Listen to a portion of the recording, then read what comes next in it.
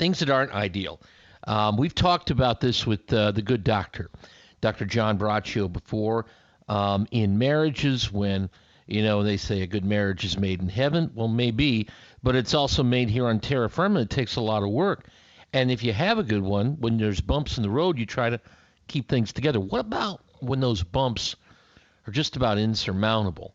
And we've had in the last few weeks some pretty good reasons for why something would be basically unsalvageable unless you really want to give it a good go, and many do. But what about when a marriage, it just seems like there's nothing that's going right anymore? It doesn't even have to be something like infidelity. There can be a lot of different things going on, have nothing to do with that. Well, let's get the word from him today. Regional Psychological Services in East Lansing. drjohnb.com, the place for the podcast. Good morning, sir. Well, good morning to you, Dave. And I think we can say that when a person gets married, it's generally one of the happiest, most memorable days of their life.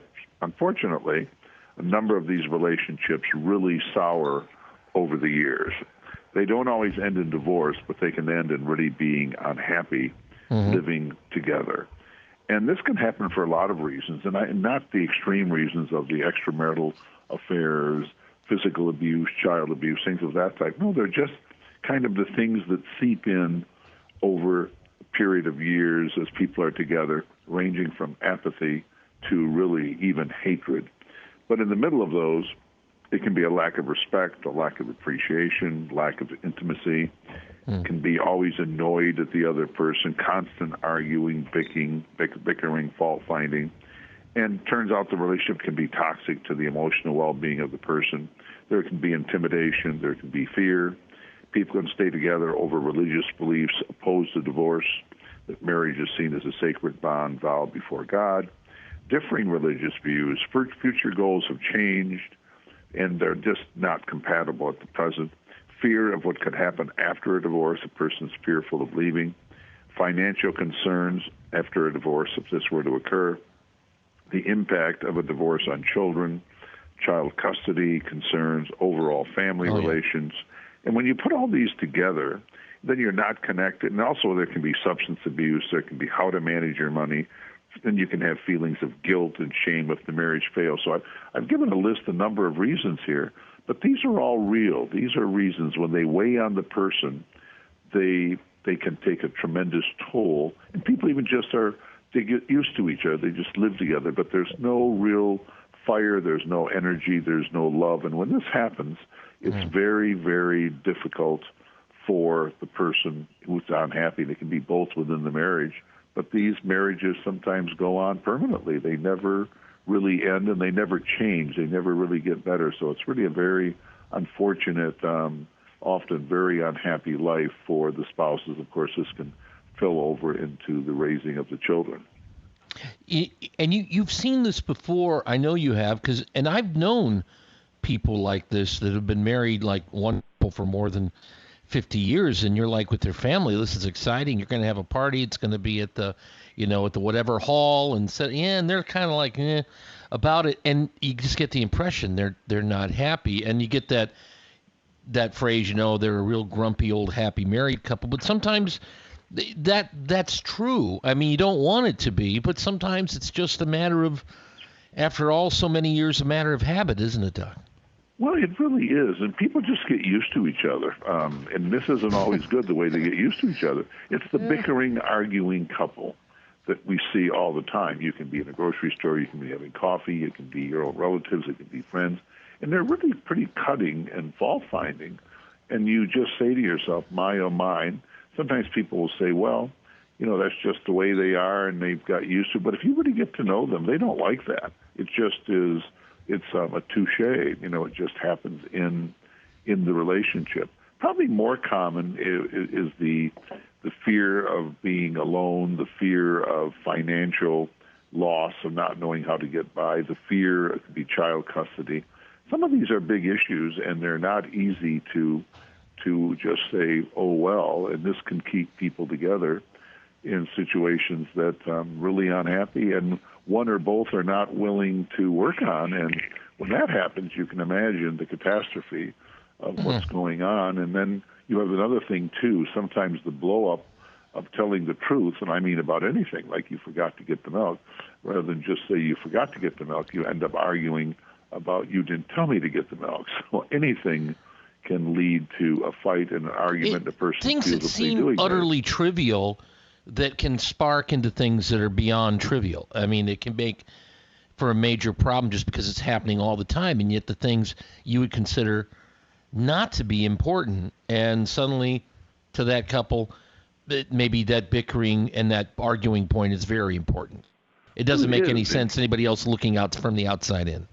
Well, and that's true, and it leads to the point that people just really can even get to hate each other. They just fight, and the fault finders, if you will, that type thing.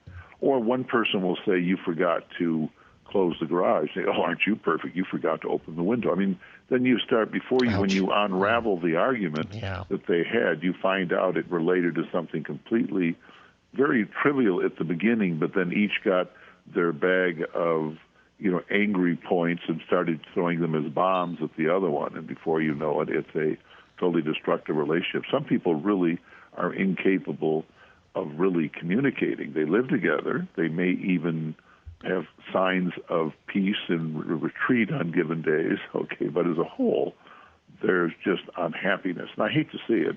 And when I work with a couple, I try to give them ideas in terms of how to get along better, right. How to sort things out. But it's much harder than you might think. When you get that combination of love, of sexuality, of children, of financial commitment, you put that whole circle, then bring God into the whole thing. You put that whole circle together, and when there's problems, it can be very, very difficult to sort out. And both persons have to be very willing to do that and willing to work on it. And fortunately, that does happen sometimes. People are able to overcome these, but it only happens if people are really, really, committed.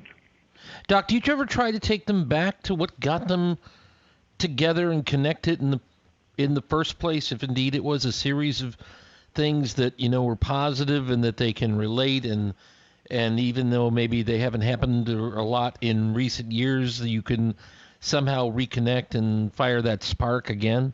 Is that ever part of it, or yes, is that easier said than done? Well, it's easier said than done, but that's obviously a starting point. Even if I'm just talking to somebody I know, but certainly if I'm doing therapy with a couple, I always try to say, well, why did you two fall in love? Why did you two get together?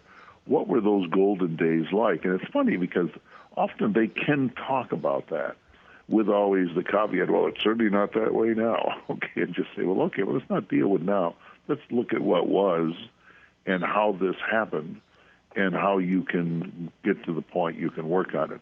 I have a view there are 3 stages of marriage. I think we talked about this before. First, there's the ecstatic, happy together. Sure. Then the second stage is where you work things out and you sort out that Mary or Chucky is not perfect. Then you work things out and you have a successful, happy marriage. If you don't do that, then it goes into stage 3 where things really fall apart. And if things get really ugly and really bad in that stage, then it's often too late to go back to stage 2 or 1. 2 where you're solving issues, and then 1 where things are really, really good. And Doc, those stages they don't have to be like a set number of months or years. I mean, for some people they can come very quickly, can't they? It just for others it takes a while. It just that's always variable, but in the varying time frame you see those stages, and they kind of they present themselves, don't they? Well, they really do.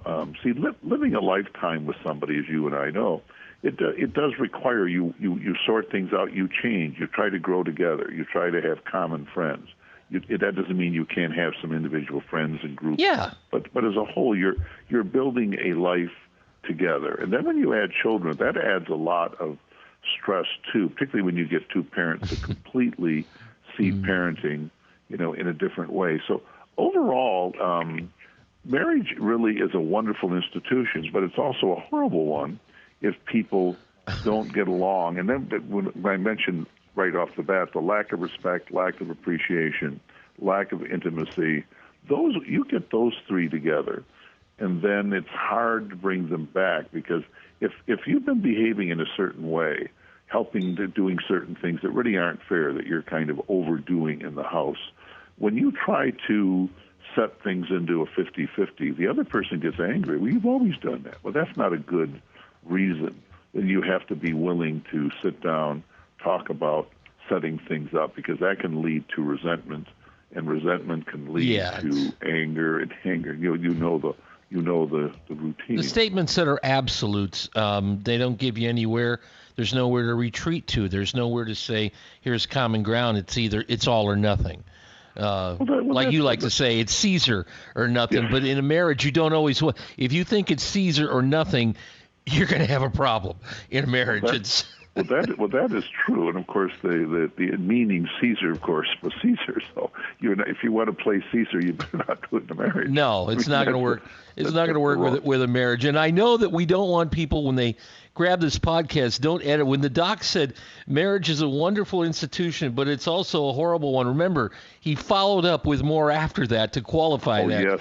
Don't grab that snippet, because what's important here is that there's tricky marriages. Maybe have gone on a long time, but reconnecting and finding what made people get together in the first place, that can be a great way of saving and then fostering and nurturing and going forward. The good doc you can find with the podcast at drjohnb.com, Regional Psychological Services of East Lansing. Could I throw in one other thought? You may. Whenever you're talking with your spouse, this is good for any relationship, use I statements. I feel this way, rather than saying you made me feel this way, because those are fighting words. Try to say how this reacts to you in your interaction with a person. That may be a little step beyond what we're talking today, but it's a good way to start. I'm glad you qualified about my statement. I circled that one. It said never snippet that one out there, because there's a ... and everything after the dot is hugely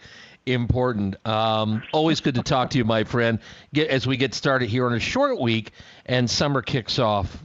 Be well. Have a great day, my friend. Bye-bye. Dr. John Braccio. We're back in a moment. 1320 WILS.